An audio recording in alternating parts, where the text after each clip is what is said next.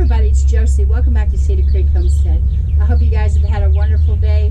We've had a busy day here trying to get things done before all this heat and humidity really knocks us for a loop. We've got our the coolaroo shades rolled down in the front, and I showed those to y'all last year. We've got those put in place to try to keep some of the sun from beating down on the front of the house, and just doing all kinds of projects with the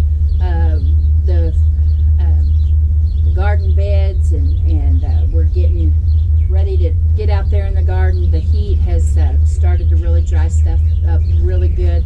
Yard needs mowed. It looks like a jungle out here, but it has really been so swampy for us, and the way our ground goes, it's not really flat anywhere. It kind of slopes and kind of like rolling slopes, and so there's places that it aren't too bad, but then there's other places that the lawnmower would just mire down, and all of the water and the nasty muddy stuff, and so we've had to just let it go, and it needs a haircut for sure. So those are things that we're working on trying to get, and it is hot here. Well, everyone is aware of all the craziness that we've got going on in this country with people protesting. No matter what side you're on of the issues of the day, there's protesting and riots and all kinds of things going on. Shortages with supplies and grocery prices going up, and it seems like we're constantly bringing that to you guys.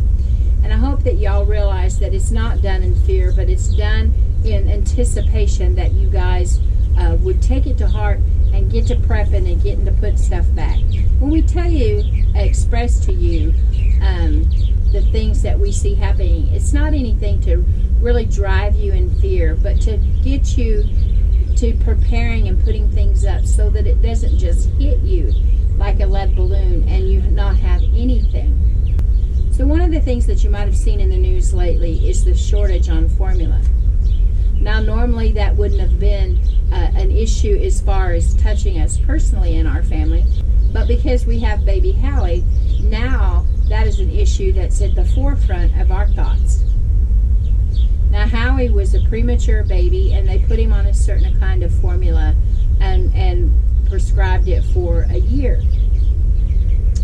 That formula was recalled. I believe that's probably part of what might be causing all of this thing right now. Is a very well-known name brand formula was recalled. Howie and many other babies had to have their formula switched. Howie's went through the doctor and a new prescription that they wrote for him, and now the formula that he is on is hard to find. And you will find it in one area, and you go, that's what we did today. We got up early, we saw that this particular store had it, so we drove to that particular place, and by the time we got there, the formula was gone. I really think what is happening is because there's such a shortage on these formulas, that people are driving long distances to other cities and other towns and maybe even other states buying the formulas. Now, we went today and there was a limit. There was notes everywhere, all up and down the formula aisle. There were notes and empty places, empty spots where the formula should be. And it was saying the notes were because of the shortage that they were limiting people to 5 cans of formula. There's lots of people that don't just go and buy 1 can, they'll buy several cans at a time. And now, especially since there's a shortage, they really are trying to buy as many as possible to put back.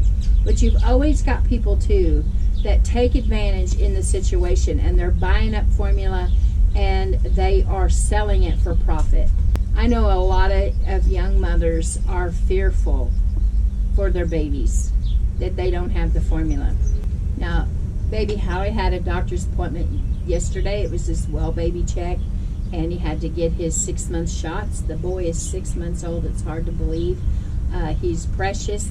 He seems like he's been with us forever, yet we know that it's been just a short time.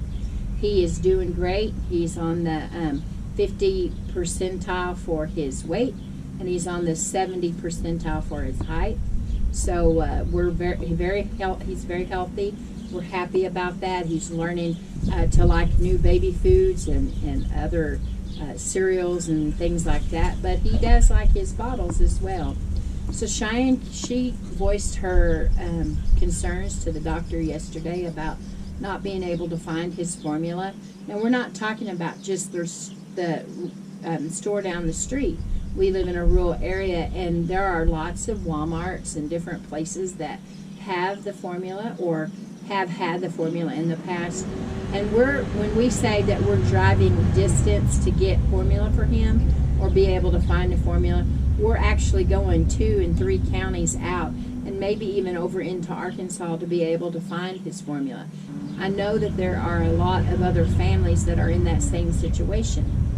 Listen, we all know that breast milk, if possible, is the best milk to give your baby. That there are situations, there are times when it's just not a feasible option. Now, Cheyenne, baby Howie, had to be life flighted to Tulsa from where he was born, and they began him. He got there before Cheyenne did, and they began feeding him the formula that he was first prescribed, and they kept him on that. So Cheyenne did not breastfeed for the 2 weeks that he was in the hospital, and when he came home, they told her that it might set him back a little bit if she began to feed him herself rather than bottle feeding. And that's really a personal decision for each and every person. But I don't ever want to be guilty of making a young mother feel ashamed because she chose to feed her baby one way or over another. So the answer when these young mothers are worrying about where they're going to find formula for their babies, the answer is not necessarily to jump on them with both feet saying you should have breastfed. We know that. We understand that's really the best possible option. But when that option is not on the table, we need to encourage them and help them not to get all worked up over being able to feed their babies. They're concerned. They are very, very concerned. Like I was saying, at Howie's doctor's appointment yesterday, Cheyenne expressed her concerns about not being able to find his formula. The doctor really didn't seem all that concerned about him in particular with the formula, and it's probably because he's 6 months old and he's beginning to eat other things, the stages of the baby foods and the cereals and the vegetables and the fruits and all the different things that he can begin enjoying now, and a little bit of juice and some water and those kind of things. I was thinking of another story to tell you guys, and I wanted to tell you the story about the man, his little boy, and their donkey. One day they were going to market in a faraway place, and they set off with the man and his son with their donkey. As they were going on their way, they were enjoying themselves, and the man was telling his son stories, and the little boy was laughing and enjoying spending time with his daddy. And they met this man who looked at them and said, "Y'all are crazy. What are donkeys for but riding?" So the man thought for a little bit, and he put his son up on the donkey, and off they went towards their destination, not giving it any other thought, just enjoying the day being with each other. Well, the next people that they came to him pointed fingers and said, "That little spoiled boy riding that donkey and making his poor old daddy walk." So the man thought about it for a minute.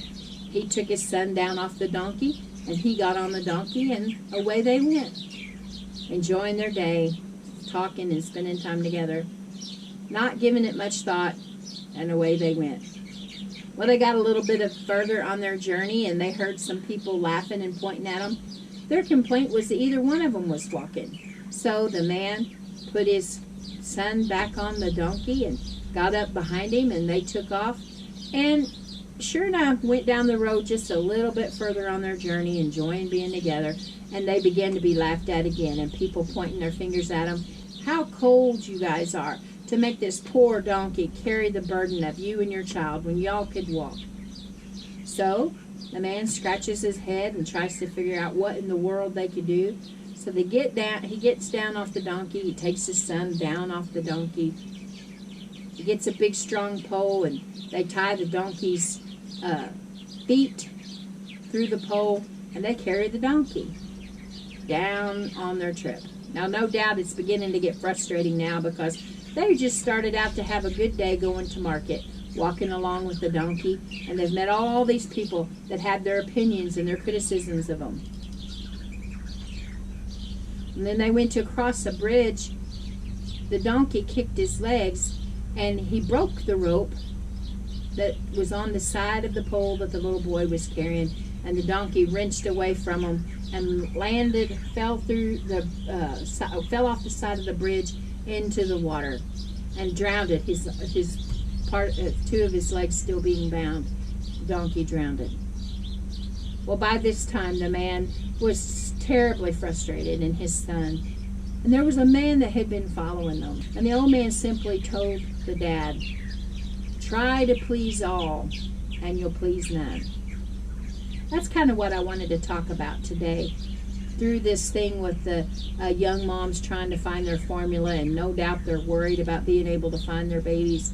Let's not be so quick to criticize them and why didn't you breastfeed and why didn't you do that. But let's try to encourage them and to lift their spirits and give them suggestions for what they can do. It's too late now. By now, no doubt, some of them can't go to breastfeeding. So there's really not any point of berating them for doing that. Now we can try our best to help them, give them suggestions, be a shoulder that they can cry on when they're upset and worried about their babies. You know, it's true that we really can't please everybody.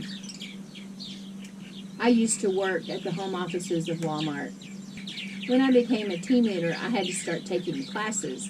And they're really good about having classes, leadership classes and things to develop your leadership skills. And one of the things that they did was send us to a class on personalities. And it was very interesting. We had to take a personality quiz.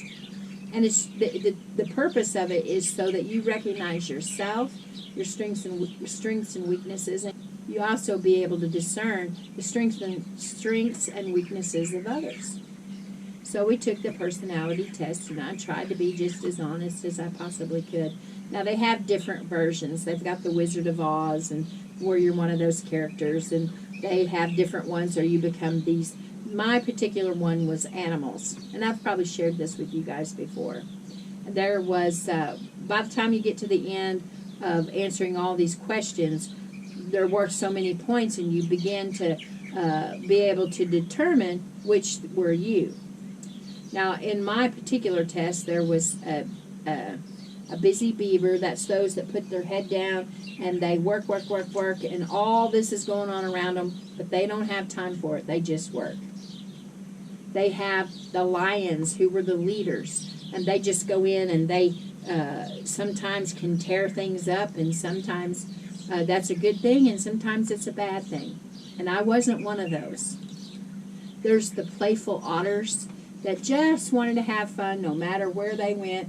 They wanted it to be all fun and games. And those were the ones that a lot of times, hey, they're the life of the party. Everybody likes to be around them. They have fun, but they're not as industrious as some of the others. And then the fourth animal, which I was a golden retriever. Now, the golden retrievers, if you think about the dog, golden retriever, they are a people pleaser. They like to please their master. They tend to be, the person version of the golden retriever, tend to be a people pleaser. And I recognize that in myself, that I like to have people like me, and that I don't like to cause any kind of rifts, any kind of division. I like to smooth things over. And those aren't necessarily bad qualities in a lot of ways. But sometimes you can allow yourself to be so concerned about pleasing everybody around you that you begin to make the wrong choices and the wrong decisions.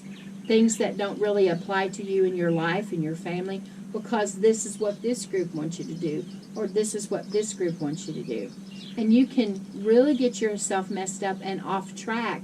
Even though you love everybody and you want to be the people pleaser, you really become ineffective in some ways because of that. You have to recognize that you're not going to please everybody. No matter how hard we want to, how bad we really want everybody to like us, Sometimes there are people that just aren't going to like us. Sometimes they're not going to like our decisions, just like the little mamas that are chose to give formula to their babies rather than breastfeeding. Hey, there's people out there that's not going to like you for that decision. There are lots of people that will make you feel like, oh, you're the worst mom in the world. Your kids go to public school, you're the worst mom in the world. You don't pack their lunches and you don't give them all organic food. You let them have chips, you're the worst mom. Don't let yourself be put down that way. And if you're doing that to other people, you need to recognize that you're doing that. You're kind of being a bully in a lot of ways.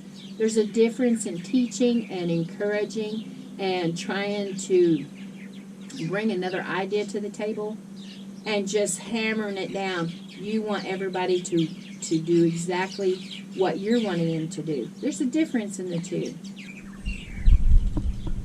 Each of us is individual. Our families are all different. No two families look just alike. My family looks different than your family. And our living arrangements are different. I have my home, and since Howie's passing, Blade and Cheyenne are here with me and baby Howie. They've got plans to build onto their. They had started an apartment, and they're planning to build onto that to make room for the future, and that's okay with me. I'm glad to have them here. They've been a blessing to me. They've been a help to me, and they've been a comfort when I found myself all alone. So we're all not going to look the same. Some of us raise animals. Some of us don't want anything to do with animals. Some of us eat meat. Some of us think that's horrible that we eat meat. You're not going to please everybody. And the more that we try to please every person, we're going to be like the man and his little boy and his donkey. They tried so hard to have a good day. They started off for the market, enjoying their conversation and spending time with one another. And the first come along and encouraged them to do one thing. And then someone else come along and encouraged them to change it. The third come along and encouraged them to change again. All the way down to letting their poor donkey be drowned in the water. And then the man and his son suffered a great loss. This day and age, we all have to realize that my family is doing what my family needs to do for this time where we're at. We prepare the way we feel we should be preparing, and we're looking well to the ways of our household. Y'all should be doing the same thing. The things that I prep are going to be different from the things that you prep. We can bring ideas and bounce ideas off of one another. That is great when you give someone a new idea. But we shouldn't expect everybody to take our ideas just like that. And you shouldn't be so quick to just accept someone's ideas. You know, even when we're canning, some people feel like canning certain things is an awesome idea. And other people feel like that is breaking canning law because it is something that's not considered safe. You have to figure out for your own family if you're willing to take the risk or not. And we all need to know that we're not always right, that the opinions that we offer others isn't always the popular opinion. Sometimes the unpopular opinion is the right opinion. But sometimes it's the best thing that we can do is make a decision for ourselves and our families that this is the way that we live. This is what we believe. This is what we're standing for. Howie and I changed our minds throughout our marriage on some things that we thought we would never do that particular thing. But down through time and we were presented those ideas, we begin to see that, hey, that would probably be the right way to go, the right direction, because we don't always have the right answer. We're willing to change, but we shouldn't change every time somebody comes in with a new idea. Not every new idea is a good idea. I think about a little lady that we went to church with, dear lady, and her and her husband had trouble, had a divorce. One day she stood up and she testified in church after she had a long battle with some things that were going on in her life. And she said, you know what? She said, sometimes people thinks the grass is greener on the other side. Things are better over there than they are over here. And they jump the fence to get to that greener grass. And she said, but you know what? Sometimes that greener grass is growing over a septic tank. And I got so tickled, and so did Howie. But you know, she was right. Sometimes the things that we're telling others are the greatest things since sliced bread is really a bunch of hogwash. Sometimes we cause people to question the very things that their family has made decisions on. So I would challenge you to make decisions for your family and stand firmly on those. Don't be afraid to change on some things if you need to, but don't waffle. Don't be one of those ones that flip-flop back and forth. You know, we've heard those terms in politics in the last probably 10 years. They're a flip-flopper. Don't be a flip-flopper. Don't be someone that, you know, every time the wind blows, you change your mind a different direction. Don't be so quick and easy to change your mind when people present a new idea.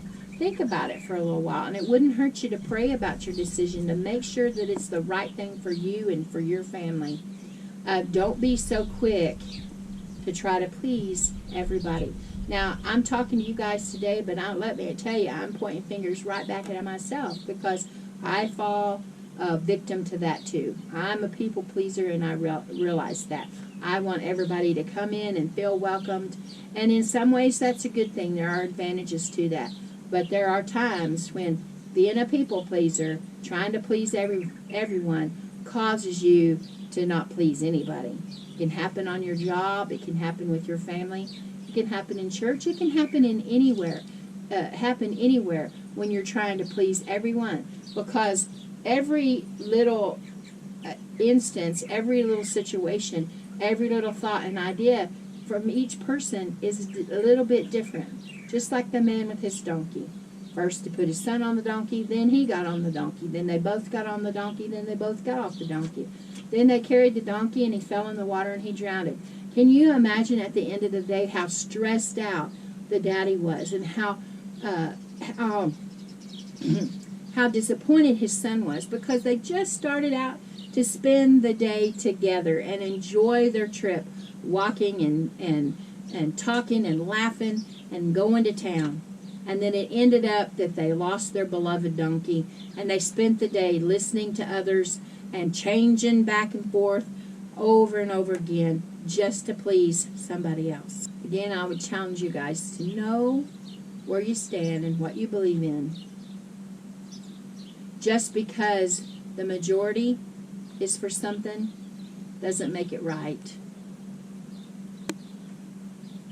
Know what you believe, know where you stand, and don't try to please everyone, or you won't please anyone.